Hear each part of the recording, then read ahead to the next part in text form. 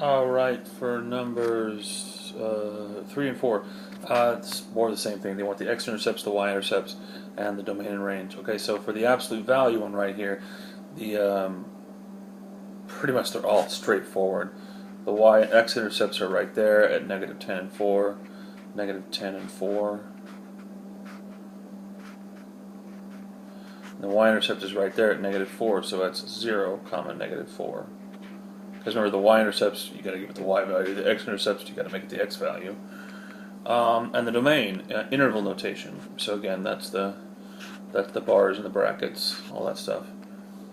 So this one has a minimum right there at negative 7, and it goes up to positive infinity. So we got a minimum, and it's included, so negative 7 up to positive infinity. Oh, that's the range. What am I doing? It's early in the morning.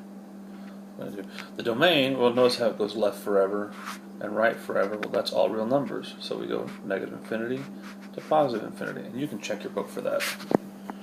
You can check the front of your new note, your most recent notes.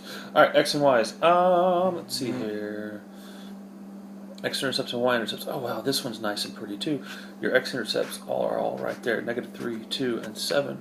So I got negative 3, 0, 2, 0, and 7, 0. Your y-intercept, well, that's right there. That's at 0, 2. Yay! Domain, you notice how it goes left and right forever? It goes down to the left and up and to the right. So that's negative infinity to positive infinity. Again, you can check your book on a cubic.